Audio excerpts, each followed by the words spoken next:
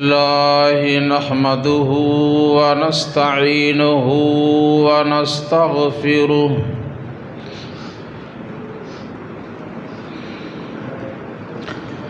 ونعوذ بالله من شرور أنفسنا ومن سيئات أعمالنا من يهده الله فلا مضل له ومن يضلله فلا هادي له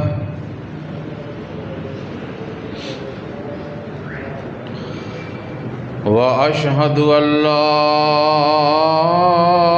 إله إلا الله وحده لا شريك له وأشهد أن محمدًا عبده ورسوله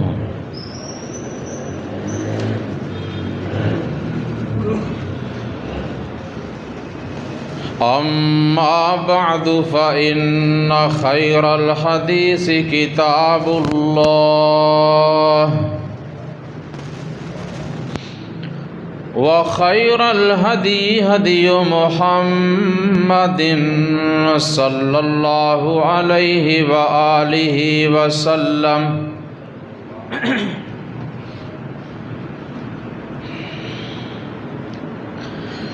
وشر الأمور محدثاتها وكل محدثة بدعة وكل بدعة ضلالة وكل ضلالة في النار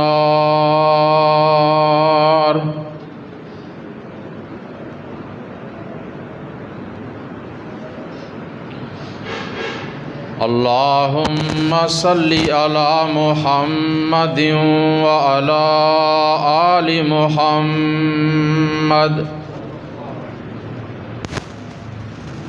كما صليت على إبراهيم وآل إبراهيم إنك حميد مجيد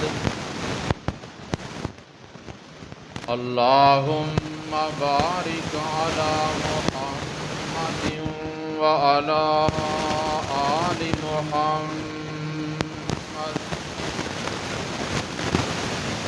كما باركت على إبراهيم وعلى آل إبراهيم إنك حميد مجيد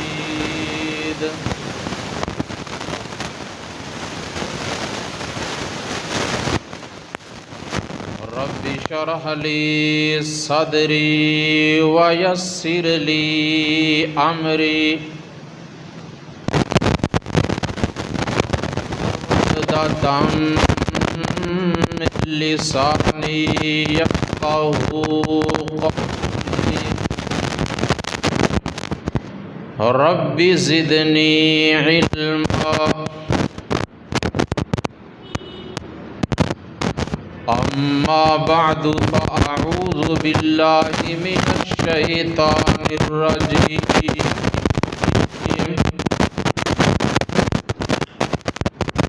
بسم الله الرحمن الرحيم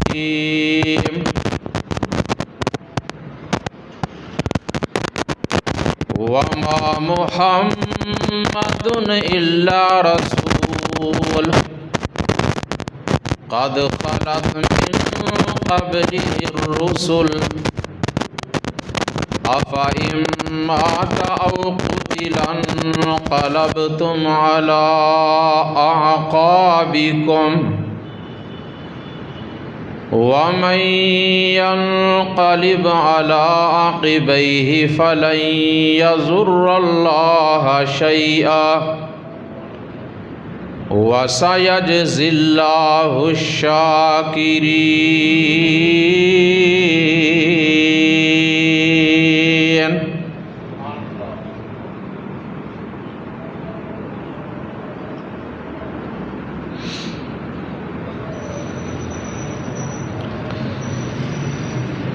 اللہ تبارک و تعالی کی حمد و ثنا اور نبی اکرم صلی اللہ علیہ وآلہ وسلم کی ذات اقدس پہ درود و سلام کے بعد،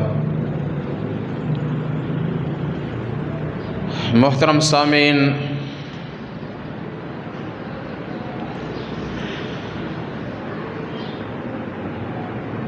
ماہ ربیع الاول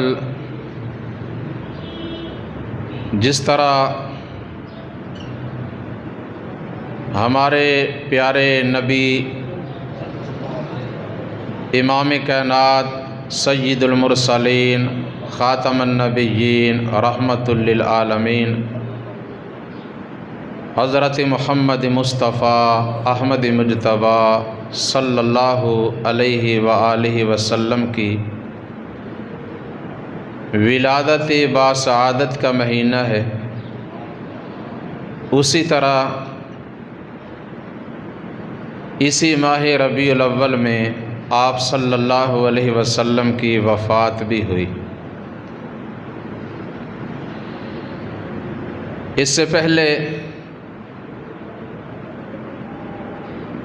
جمعۃ المبارک کے 2 خطبات میں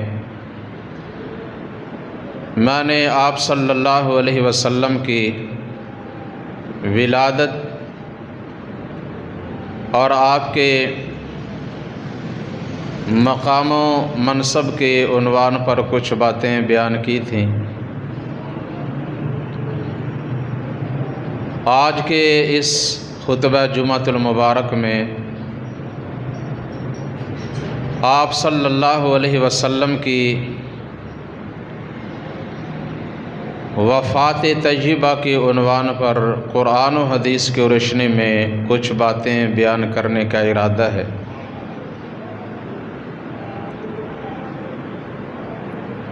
دعا ہے کہ اللہ تعالیٰ مجھے صحیح حق بات بیان کرنے کی اور ہم سب کو اس پہ عمل کی توفیق عطا فرمائے۔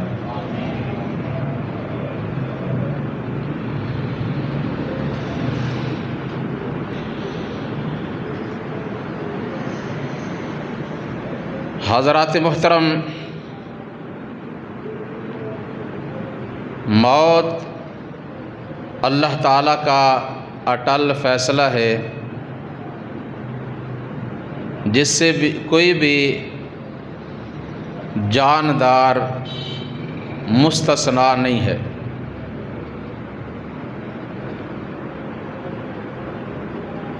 بار بار اللہ تبارک و تعالی نے فرما دیا کہ ہر جاندار، ہر سانس لینے والا، ہر انسان اس نے موت کا ذائقہ چکھنا ہی چکھنا ہے، اور فرمایا کہ اس روئے زمین پر جو کچھ بھی ہے سب فانی ہے، اور جسے بقا ہے، دوام ہے، جو ہمیشہ زندہ قائم رہنے والی ذات ہے، وہ اللہ تبارک و تعالی کی ذات ہے۔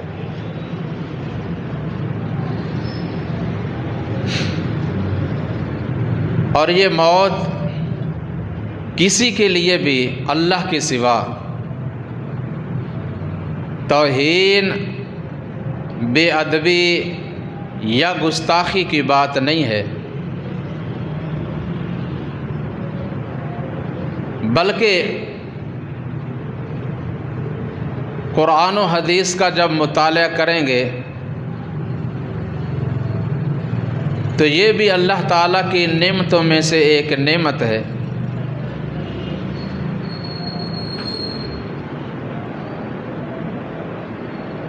اور یہ اللہ تعالیٰ کے ساتھ ملاقات کرنے کا اور جنت میں جانے کا ذریعہ ہے۔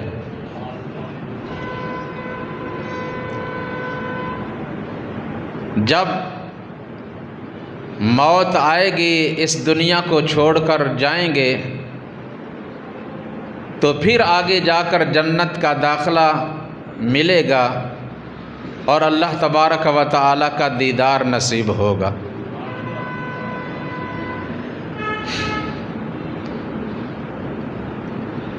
اللہ سبحانہ و تعالی نے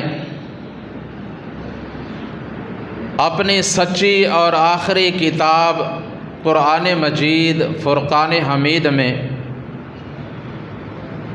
سابقہ انبیاء علیہم الصلاۃ میں سے بہت سے نبیوں اور رسولوں کی موت کا ذکر کیا ہے۔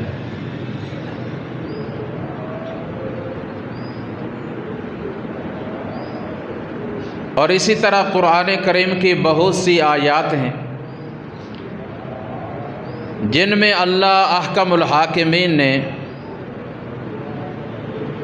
امام الانبیاء محمد الرسول اللہ صلی اللہ علیہ وسلم کو آپ کی موت کی خبر دی، اس سے آگاہ کیا۔ اگر یہ ساری آیات میں آپ کے سامنے بیان کروں تو اسی پہ وقت پورا ہو جائے گا، بلکہ وقت کم پڑ جائے گا۔ اس لیے بلا تمہید میں رسول اللہ صلی اللہ علیہ وسلم کی وفات طیبہ کے بارے میں آپ کے سامنے کچھ باتیں رکھتا ہوں، جن میں ہمارے لیے بہت بڑی عبرت بھی ہے، سبق بھی ہے، اور نبی علیہ السلام کی قیمتی وصیتیں اور نصیحتیں بھی ہمارے لیے ان میں موجود ہیں، جو آپ صلی اللہ علیہ وسلم اپنے آخری ایام میں اپنی امت کو فرما گئے۔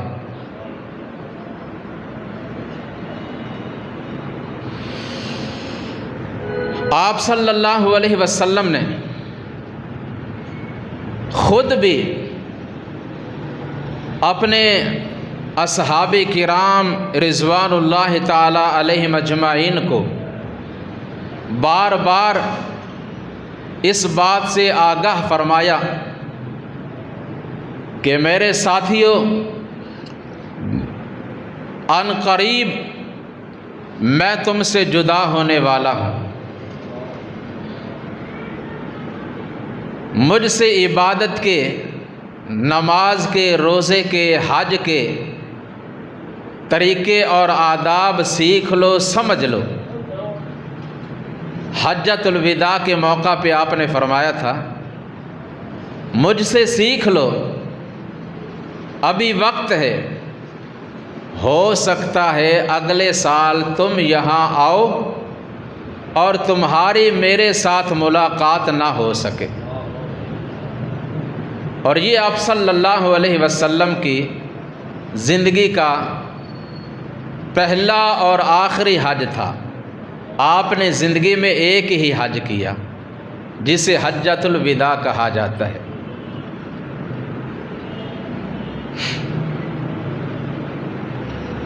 اور اسی موقع پر 9 ذوالحج میدان عرفات میں اللہ تبارک و تعالی نے قرآن کریم کی سورہ المائدہ کی یہ آیت نازل فرمائی تھی، الیوم اکملت لکم دینکم واتممت علیکم نعمتی ورضیت لکم الاسلام دینا۔ اللہ احکم الحاکمین نے فرمایا، آج کے دن میں نے تمہارے لیے تمہارے دین کو مکمل کر دیا ہے تم پہ اپنی نعمتوں کو پورا کر دیا ہے، تمہارے لیے دین اسلام کو پسند کر لیا ہے۔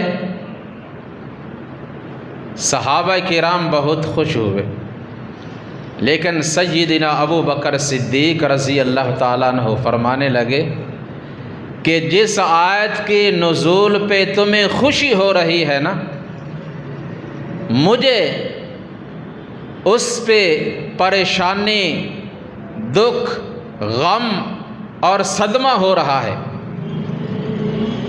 اس لیے کہ جب دین مکمل ہو جائے تو نبی کی، رسول کی ضرورت باقی نہیں رہتی۔ آپ صلی اللہ علیہ وسلم نے اپنی ذمہ داری پوری کر دی اور دین مکمل ہو گیا۔ اب آپ صلی اللہ علیہ وسلم عن قریب ہم سے جدا ہونے والے ہیں، اور اسی طرح مینا کی راتوں میں سے درمیانی رات میں سورۃ النصر نازل ہوئی۔ بسم اللہ الرحمن الرحیم، اذا جاء نصر اللہ والفتح ورأيت الناس يدخلون في دين الله أفواجا فسبح بحمد ربك واستغفره إنه كان توابا۔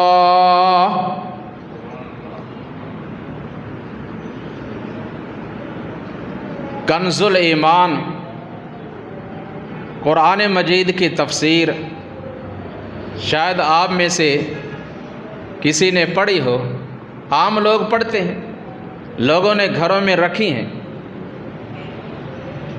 کنز الایمان مولانا احمد رضا خان بریلوی ان کا ترجمہ ہے۔ کنز الایمان تفسیر اس سورہ النصر کی تفسیر میں، وہاں آپ دیکھیں آپ کو ملے گا، انہوں نے یہ لکھا ہے کہ یہ سورت مینا میں اتری اور اس کے بعد نبی اکرم صلی اللہ علیہ وسلم اس دنیا میں 80 دن باقی رہے۔ اس سورت کے نزول کے بعد آپ 80 دن تک زندہ رہے۔ اب ذرا اکیلے بیٹھ کر حساب لگانا، 80 دن ماہ ربیع الاول میں پورے ہوں گے۔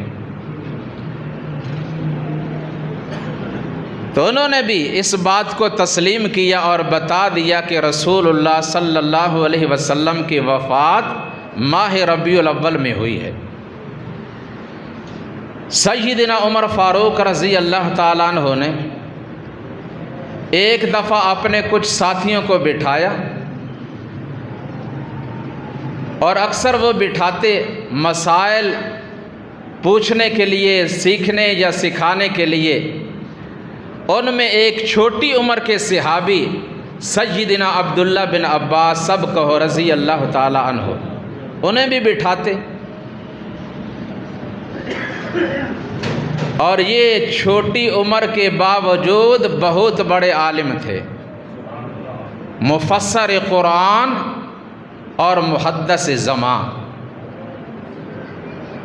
بعض بڑی عمر کے بزرگ صحابہ کہتے کہ آپ بڑوں میں ایک بچے کو بھی بٹھا لیتے ہیں، فرماتے کہ کبھی میں تمہیں ان کے بیٹھنے کا مقصد بتاؤں گا۔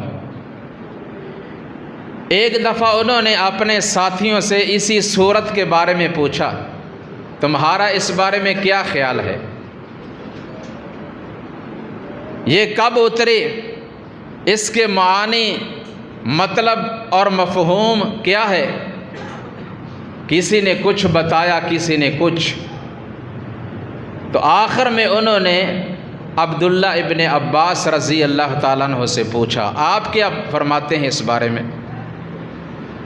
تو سیدنا عبداللہ ابن عباس رضی اللہ تعالیٰ عنہ فرمانے لگے کہ اس صورت میں اللہ سبحانہ و تعالیٰ نے نبی علیہ الصلاۃ والسلام کو آپ کی موت کی خبر دی اور اس کی تیاری کا حکم دیا کہ جب اللہ کی مدد آ گئی، فتح ہو گئی، آپ نے دیکھ لیا لوگ فوج در فوج اللہ کے دین میں داخل ہو گئے، اب آپ کیا کریں؟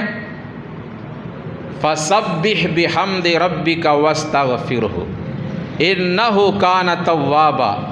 اب آپ اپنے رب کی تسبیح بیان کریں، اس کی حمد و تعریف بیان کریں، اس کا ذکر کریں، اس سے توبہ و استغفار کریں، وہ بڑا ہی توبہ قبول کرنے والا ہے۔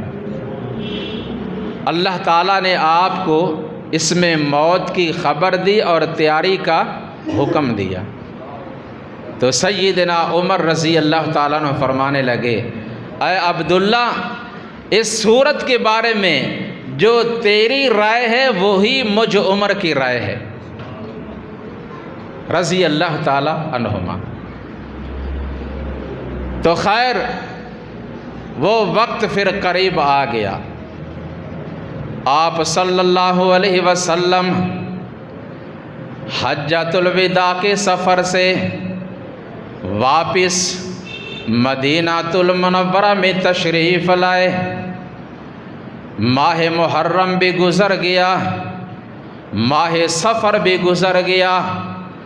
ماہ سفر کا جب آخری دن آیا، آپ صلی اللہ علیہ وسلم کو سر میں درد کی تکلیف شروع ہوئی، مرض کا آغاز۔ امام بخاری رحمۃ اللہ علیہ نے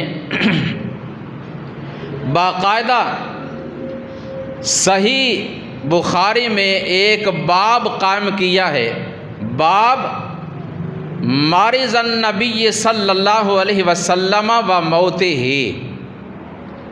رسول اللہ صلی اللہ علیہ وسلم کی بیماری اور آپ صلی اللہ علیہ وسلم کی موت کا باب۔ ادھر یہ تو لوگوں کو بتایا جاتا ہے نا کہ آپ صلی اللہ علیہ وسلم کی ولادت فلاں نے بیان کی، فلاں نے بیان کی، فلاں نے بیان کی، ہم کیوں نہ کریں؟ ہم نے کب روکا ہے؟ ہم تو خود بیان کرتے ہیں، اور اس کے لیے کوئی دن، کوئی مہینہ، کوئی ہفتہ، کوئی رات خاص نہیں۔ جب بھی اللہ توفیق دے، دن ہو، رات ہو، سفر ہو، حضر ہو، محرم ہو، سفر ہو، ربیع الاول ہو، ربیع الثانی ہو، جو بھی مہینہ ہو، پورا سال بیان کرو، آپ صلی اللہ علیہ وسلم کی سیرت ختم ہونے والی چیز ہی نہیں۔ یہ ایک سمندر ہے جس کا کوئی کنارہ نہیں۔ یہ نغمہ فصل گل و لالا کا پابند نہیں، بہار ہو کے خزاں لا الہ الا اللہ محمد الرسول اللہ صلی اللہ علیہ وسلم۔ اللہ تعالیٰ کی توحید اور نبی اکرم صلی اللہ علیہ وسلم کی رسالت کسی مہینے یا کسی موسم کی پابند نہیں ہے۔ جتنا ہو سکتا ہے بیان کرو، لوگوں کو بتاؤ، سمجھاؤ، بہت بڑی سعادت ہے۔ اللہ ہمیں توفیق عطا فرمائے۔ تو آپ صلی اللہ علیہ وسلم کی بیماری کا آغاز ہوا، آپ بقیع قبرستان سے واپس تشریف لائے، اور ام المؤمنین سیدہ عائشہ سب کہو رضی اللہ تعالی عنہا انہیں فرمانے لگے، وَرَأْسِي، میرے سر میں درد ہو رہی ہے، میرے سر میں تکلیف ہو رہی ہے۔ عائشہ رضی اللہ تعالی عنہا فرماتی ہیں، بل وَرَأْسِي، میرے خود اپنے سر میں بھی بہت شدید درد ہو رہی ہے۔ آپ نے ان سے مسکراتے ہوئے فرمایا، آپ کی خوش طبعی، آپ مزاج میں بہت نرم، فرمانے لگے، عائشہ تجھے کس بات کا فکر، تجھے کیا پریشانی، اگر تو میری زندگی میں فوت ہو بھی گئی میں خود تجھے غسل دوں گا، کفن پہناؤں گا، تیری نماز جنازہ پڑھاؤں گا اور تجھے میں خود قبر میں دفن کروں گا، تیرے لیے تو بڑی سعادت ہی سعادت ہے۔ تو سیدہ عائشہ رضی اللہ تعالی عنہا نے آگے سے مسکراتے ہوئے کہا، یا رسول اللہ صلی اللہ علیہ وسلم، آپ تو یہ چاہتے ہیں کہ میں مر جاؤں اور مجھے آپ دفن کر دیں اور اس کے بعد میرے حجرے میں میری جگہ پہ ایک نئی بیوی لے کر آئیں۔ یہ ایک خوش طبعی تھی، ہنسی مزاق ہونا چاہیے، ہمیشہ انسان کو غصے میں ہی نہیں رہنا چاہیے۔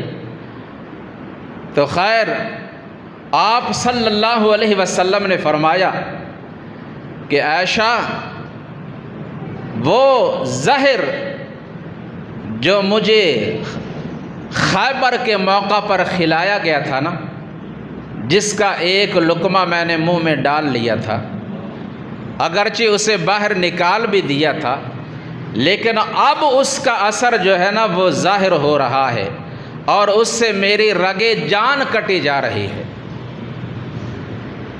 وقت گزرتا گیا، دن گزرتے گئے، راتیں گزرتی گئیں، آپ صلی اللہ علیہ وسلم کی بیماری میں اضافہ ہوتا گیا۔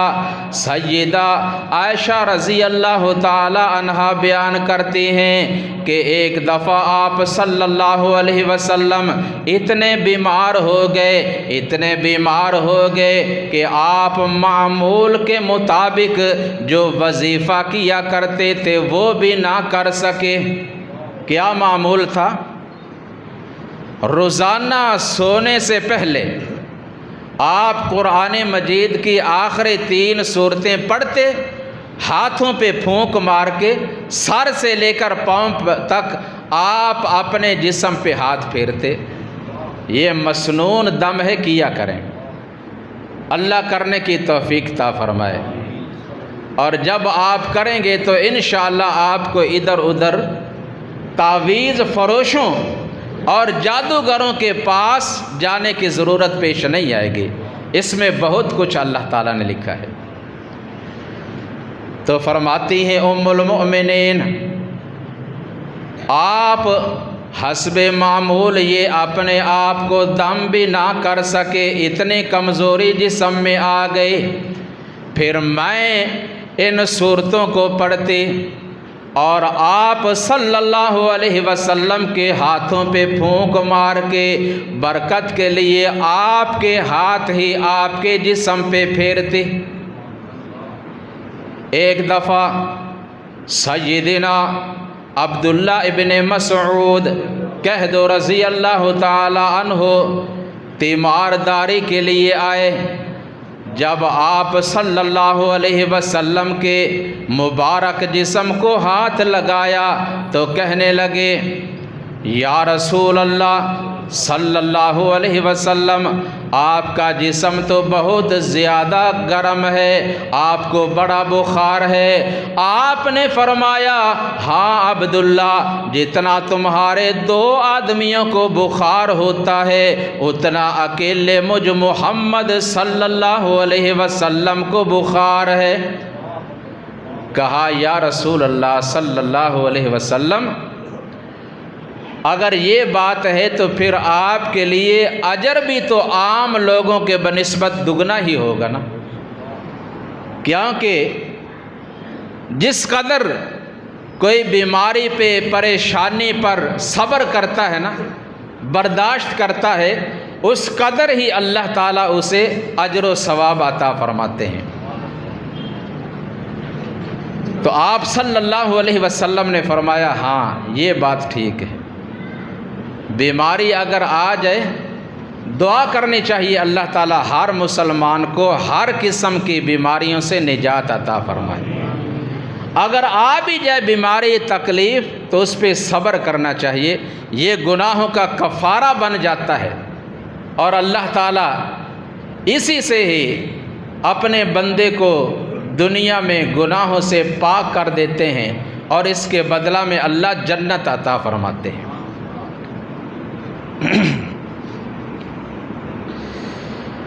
آپ صلی اللہ علیہ وسلم نے مسجد نبوی میں اپنے اصحاب کرام رضوان اللہ تعالی علیہم اجمعین کو اپنے وفات سے 4 دن پہلے مغرب کی نماز باجماعت پڑھائی۔ صحابی کہتے ہیں اس مغرب کی نماز میں آپ صلی اللہ علیہ وسلم نے سورۃ المرسلات کی تلاوت فرمائی۔ سورۃ المرسلات 29ویں پارے کی آخری صورت ہے جس کے 2 رکوع ہیں۔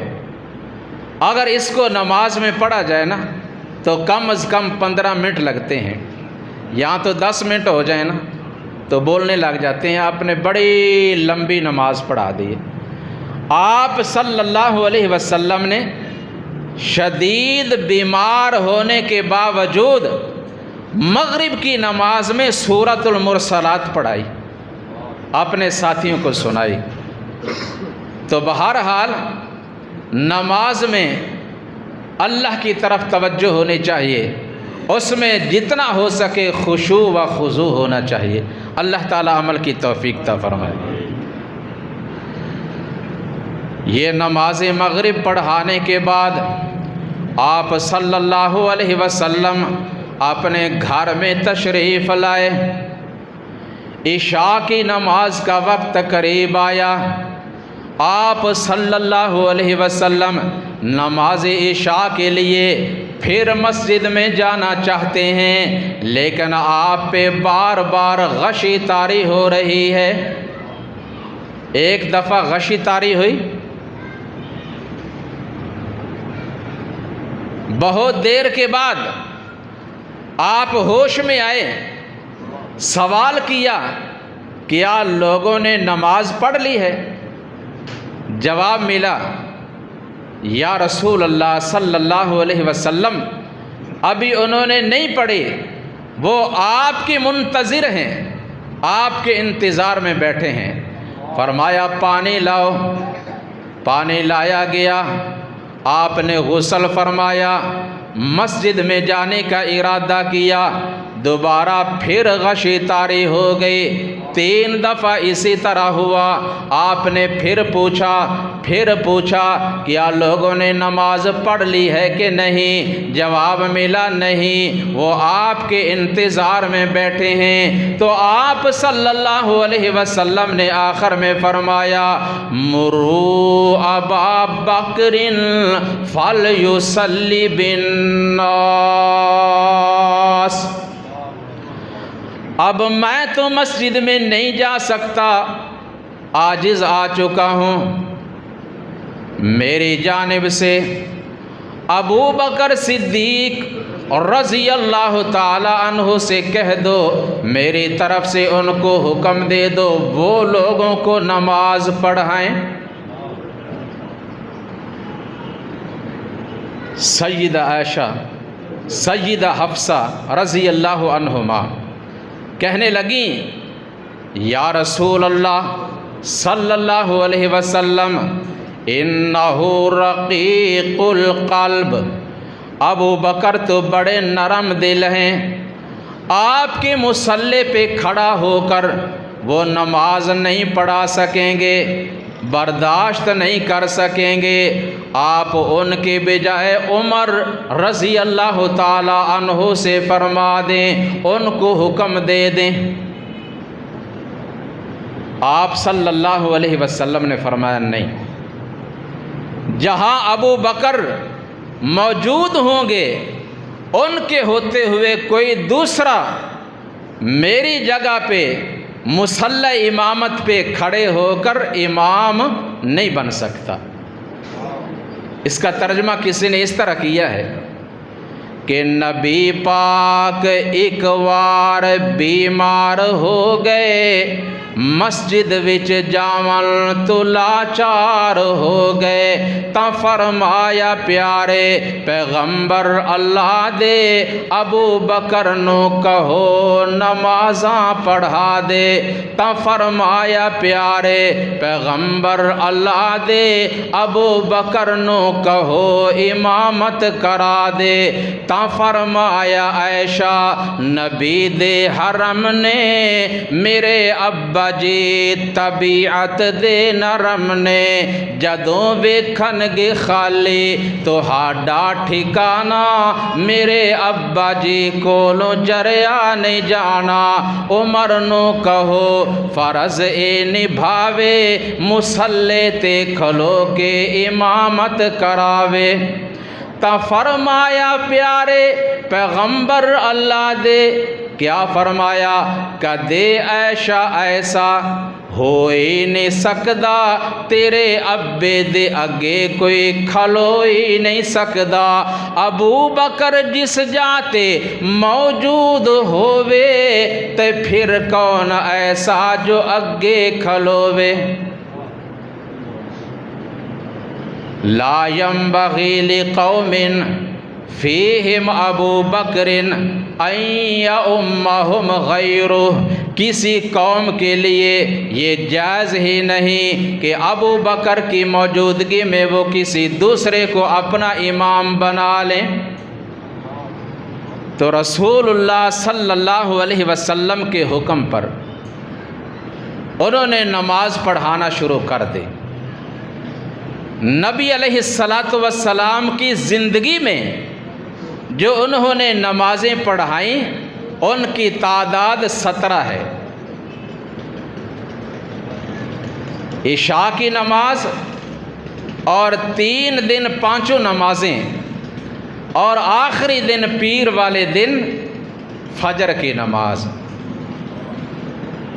سیدنا ابو بکر صدیق رضی اللہ تعالیٰ عنہ آپ صلی اللہ علیہ وسلم کی زندگی میں پڑھاتے رہے ایک دن نماز ظہر کے وقت آپ صلی اللہ علیہ وسلم کی طبیعت میں کچھ افاقہ ہوا آپ صلی اللہ علیہ وسلم نے حکم دیا مجھے ذرا مسجد میں لے چلو تاکہ میں نماز بھی ادا کر لوں اور لوگوں کو کچھ وصیت بھی کر دوں کچھ ضروری احکام جو ہیں وہ بھی ان کو بتا دوں آپ صلی اللہ علیہ وسلم کو مسجد میں 2 آدمی لے کر گئے اپنے درمیان میں ایک دائیں طرف ایک بائیں طرف نبی علیہ السلام درمیان میں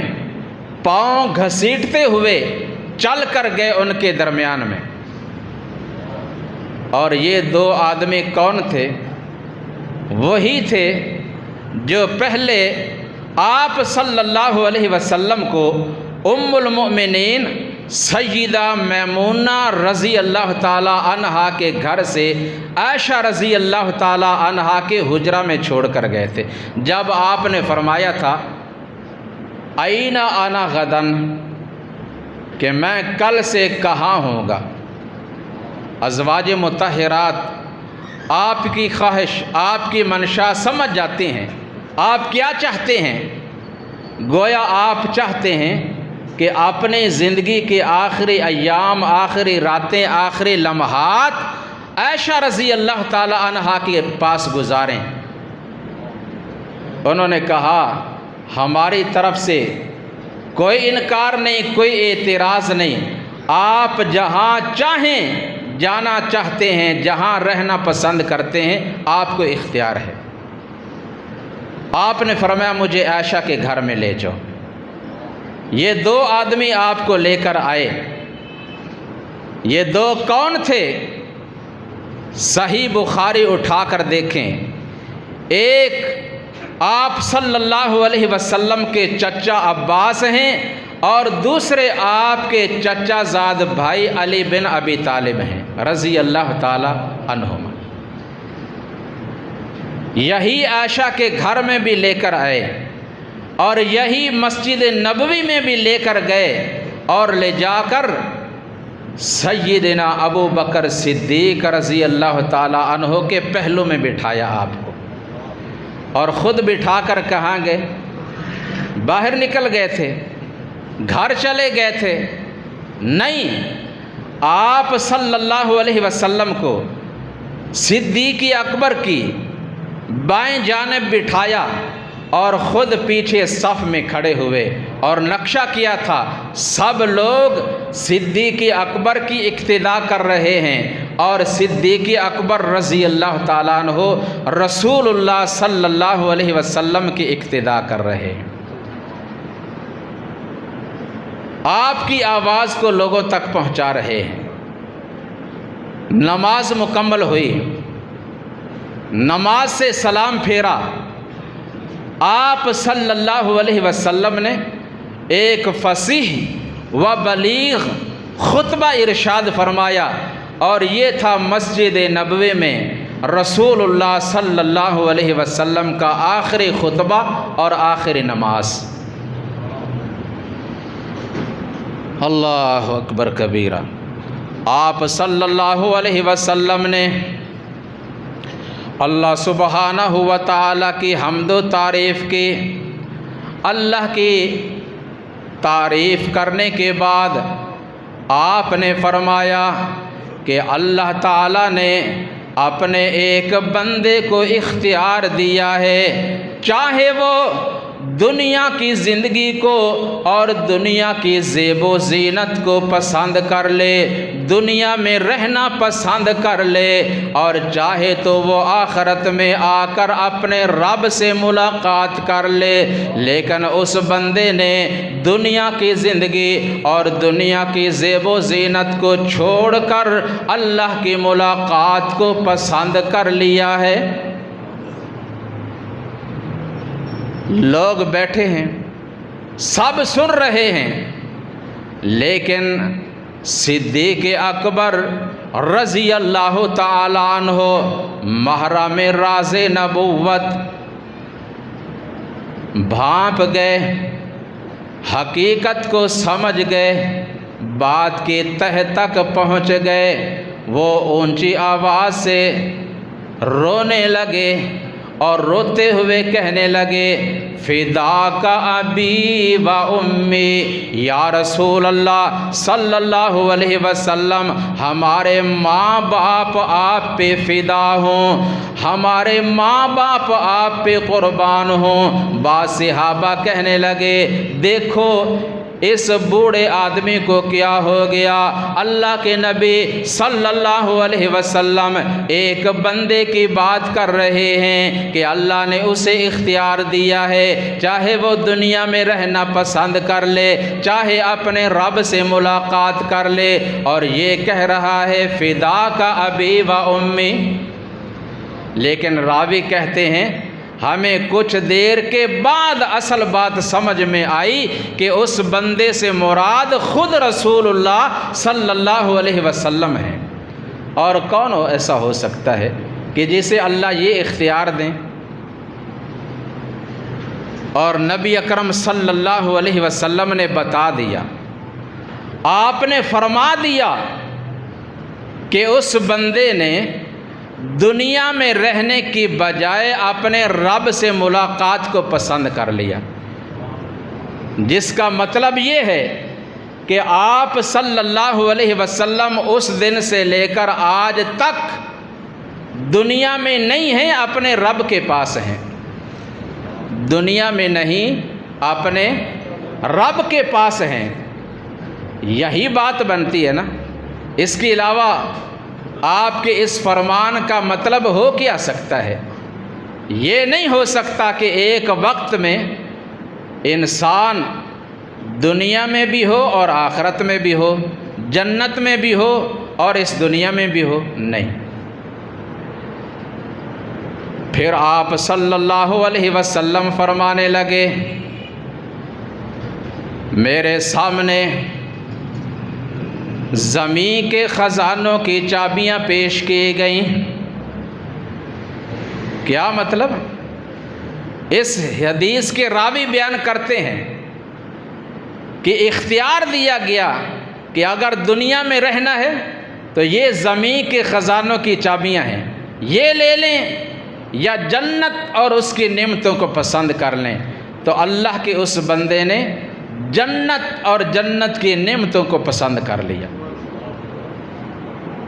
لہٰذا آپ صلی اللہ علیہ وسلم آخرت میں اعلیٰ علیین میں روضۃ من ریاض الجنہ میں ہیں، اور خزانوں کی چابیاں اللہ سبحانہ و تعالیٰ کے پاس ہیں، جس نے اپنے کلام حمید میں اعلان فرمایا وَلِلَّهِ خَزَائِنُ السَّمَاوَاتِ وَالْأَرْضِ، زمین و آسمان کے خزانے اور خزانوں کی جو چابیاں ہیں وہ اللہ کے پاس ہیں۔ خزانے کس کے پاس ہیں؟ اللہ کے پاس۔ خزانے تقسیم کرنے والا کون؟ خود اللہ رب العالمین۔ اور پھر آپ صلی اللہ علیہ وسلم نے فرمایا اپنے اس آخری خطبہ میں لعن اللہ الیہود والنصارى اتخذوا قبور انبیائہم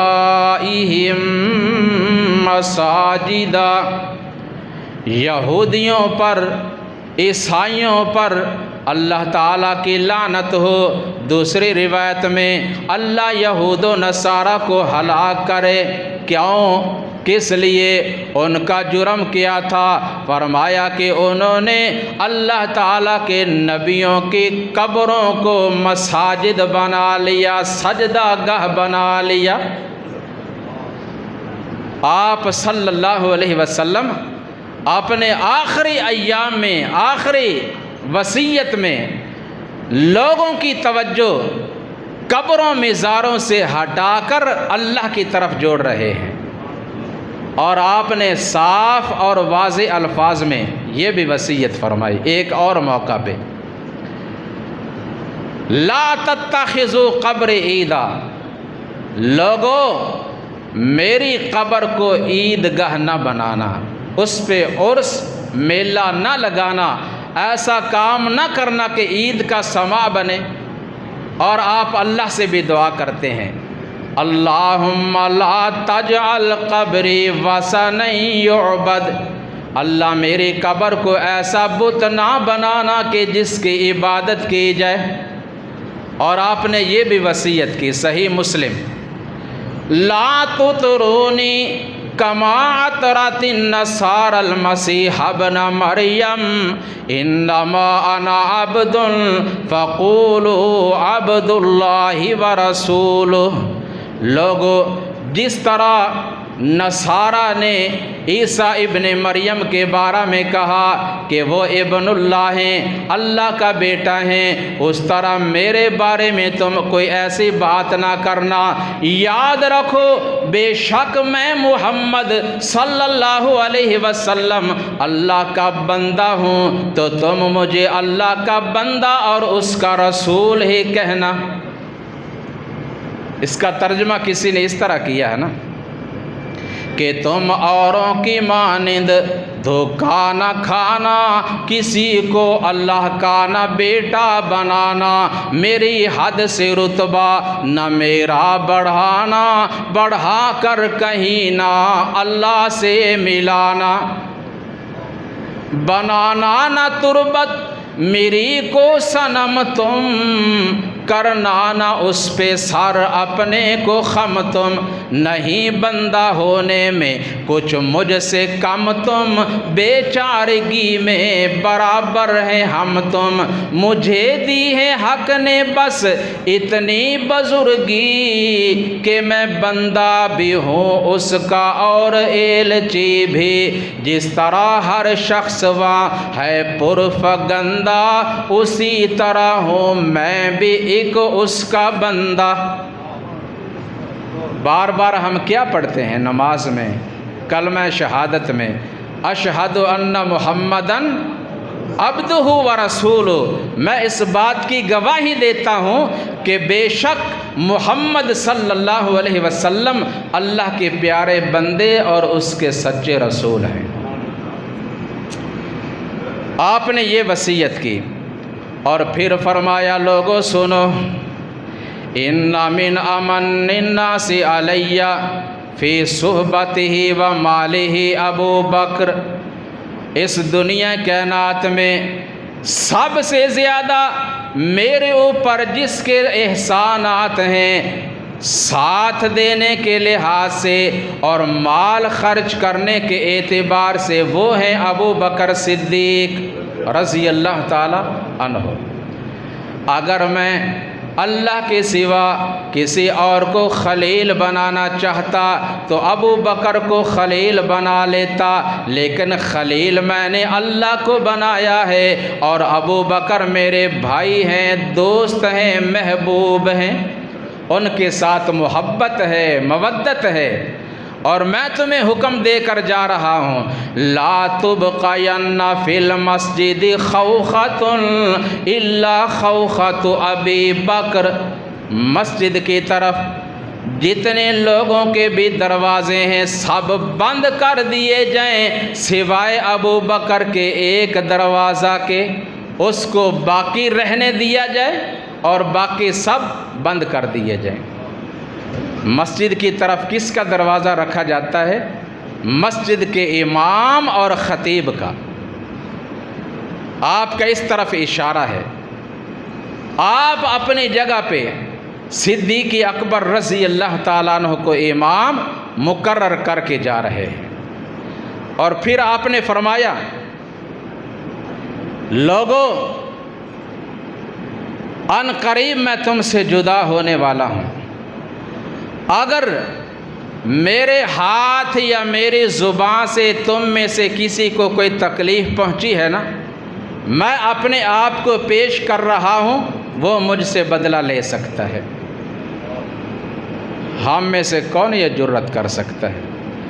کوئی کہہ سکتا ہے کہ میری زبان یا میرے ہاتھ سے آج تک کسی مسلمان کو تکلیف نہیں ہوئی؟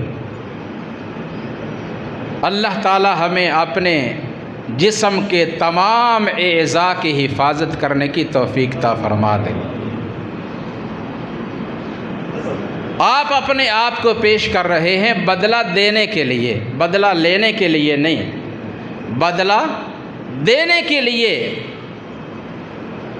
لوگ بیٹھے ہیں، مجمع لگا ہے، مسجد بھری ہے، پورے مجمع میں سے ایک انصاری صحابی اٹھے، آگے بڑھے، کہا یا رسول اللہ صلی اللہ علیہ وسلم، ایک مرتبہ آپ صلی اللہ علیہ وسلم نے میری کمر پہ چھڑی لگائی تھی، مجھے بدلہ دیجیے۔ فرمایا ٹھیک ہے لے لیں۔ انصار و مہاجرین حیران ہیں، یہ کیسا آدمی ہے، اللہ کے نبی سے بدلہ لینا چاہتا ہے۔ آپ نے فرمایا رک جاؤ، بیٹھ جاؤ، کسی کو بولنے کی اجازت نہیں، میں بدلہ دینا چاہتا ہوں۔ اب بدلہ دینا اس دنیا کی زندگی میں آسان ہے، آگے جا کر مشکل ہے۔ یہیں پہ اپنے آپ کو پاک صاف کر کے جاؤ، اور جن کے بدلے دینے ہیں بدلے چکا کر جاؤ، یہ آسان ہے۔ وہ انصاری صحابی کہتے ہیں یا رسول اللہ صلی اللہ علیہ وسلم، جب آپ نے چھڑی لگائی تھی میرے جسم پر، میری کمر پہ قمیص نہیں تھی، کپڑا نہیں تھا، آپ نے اپنی کمر مبارک سے کپڑا اٹھایا، جو ہی کپڑا اٹھایا وہ پیچھے سے آپ کو لپٹ گیا اور مہر نبوت کو چومنے لگ گیا۔ کہا یا رسول اللہ صلی اللہ علیہ وسلم، بدلہ میں نے کیا لینا تھا، میری چاہت تھی، شوق تھا، جو اللہ تعالیٰ نے آج پورا کر دیا۔ میرا جسم آپ کے جسم سے لگ گیا، امید ہے اب میرا جسم دوزخ میں نہیں جائے گا، میں تو یہ چاہتا تھا۔ آپ صلی اللہ علیہ وسلم انصار کے بارے میں وصیت کرتے ہیں، لوگوں سنو، انصار مدینہ کی جو ذمہ داری تھی وہ انہوں نے پوری کر دی، انہوں نے اپنی ذمہ داری پوری کر دی ہے۔ اب اللہ کا جو ان کے ساتھ وعدہ تھا وہ باقی ہے۔ کہ انہوں نے مجھے اور میرے ساتھ مہاجرین کو جگہ دی، ساتھ دیا، اللہ تعالیٰ نے ان سے اس کے بدلہ میں جنت کا وعدہ کیا تھا، اب اللہ کا وعدہ باقی ہے، وہ پورا کرے گا۔ بہرحال میرے بعد جو امام اور خلیفہ بننے والا ہے، میں اسے وصیت کرتا ہوں کہ انصار مدینہ کی عزت کرے، احترام کرے، ان میں جو نیکوکار ہیں ان کے ساتھ اچھا سلوک کرے، اور جو گناہ گار ہیں ان سے درگزر کرے۔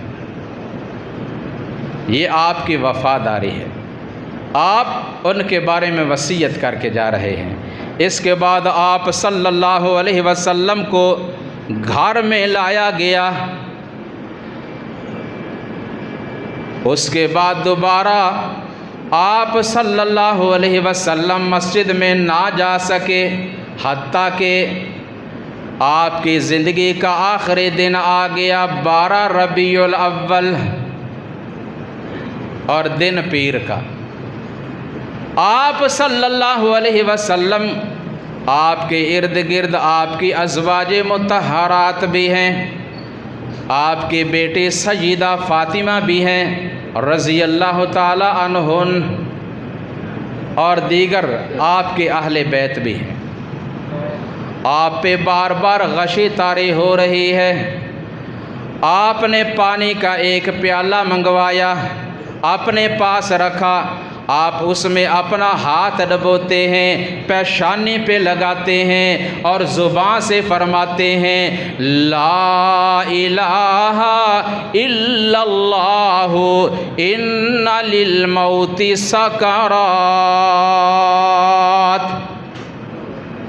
اللہ کے سوا کوئی معبود نہیں، اور موت کی جو تلخیاں ہیں، غشیاں ہیں، بے ہوشیاں ہیں، سکرات ہیں، وہ ہوا کرتی ہیں، اس سے گھبرانا نہیں چاہیے۔ بہرحال اللہ سے دعا کرنی چاہیے کہ اللہ ہم سب کا جو آخری وقت ہے وہ آسان کر دے۔ اور آپ بار بار اپنا ہاتھ اٹھا رہے ہیں آسماں کی جانب، اور زبان سے فرماتے ہیں اللہم بالرفیق الاعلی۔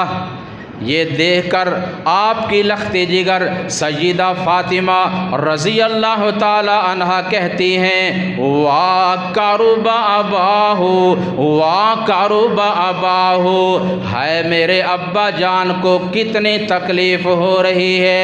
آپ نے فرمایا بیٹی فاطمہ پریشان نہ ہو، آج کے بعد تیرے ابا جان کو کوئی تکلیف نہیں ہوگی۔ یہ آخری تکلیفیں ہیں۔ اور ام المؤمنین سیدہ عائشہ رضی اللہ تعالی عنہا فرماتی ہیں توفی النبی صلی اللہ علیہ وسلم فی بیتی وفی یومی وبین السحری والنحری وجمع اللہ بین ریقی وریقی۔ اللہ تعالیٰ کے مجھ پہ بڑے احسانات ہیں، سب سے بڑا احسان اللہ کا یہ ہے کہ نبی اکرم صلی اللہ علیہ وسلم نے میرے گھر میں میری باری والے دن میری گود میں اس وقت وفات پائی جس وقت آپ کا سر مبارک میرے سینے سے لگا ہوا تھا، اور آخر میں اللہ نے مسواک کے ذریعے میرا اور آپ صلی اللہ علیہ وسلم کے منہ کا جو لعاب ہے وہ بھی جمع کر دیا۔ آپ ہاتھ آسماں کی طرف اٹھا رہے ہیں، اور آپ کے آخری الفاظ، آخری وصیت آپ یہ فرماتے ہوئے دنیا سے جا رہے ہیں، اور جسم سے جان نکل رہی ہے الصلاۃ الصلاۃ وما ملکت ایمانکم، لوگو نماز نماز نماز۔ کیا مطلب؟ نماز پڑھتے رہنا، نماز کو پابندی سے پڑھنا، نماز کو وقت مقرر پہ ادا کرنا، نماز میں سستی نہ کرنا، اور دوسری وصیت کہ اپنے ماتحت جو تمہارے لوگ ہیں، تمہارے غلام ہیں، لونڈیاں ہیں، ملازم ہیں، ہمیشہ ان کے ساتھ حسن سلوک کرنا، آپ کی آخری وصیت۔ اور اس کے بعد آپ کے جسم مبارک سے جان نکل گئی اور آنکھیں بند ہو گئیں۔ اور یہ دن 12 ربیع الاول کا اہل بیت، صحابہ کرام، انصار اور مہاجرین کے لیے بڑا کربناک اور دردناک غمناک دن تھا، جس میں لوگ جشن مناتے ہیں اور جسے عید کا دن قرار دیا گیا۔ صحابہ کرام پہ کیا گزرے؟ سیدہ عائشہ فرماتی ہیں رسول اللہ صلی اللہ علیہ وسلم کی وفات کے غم میرے اوپر ایسے ٹوٹے، اگر ان کو دنوں پہ گرا دیا جائے تو دن بھی راتوں میں تبدیل ہو جائے۔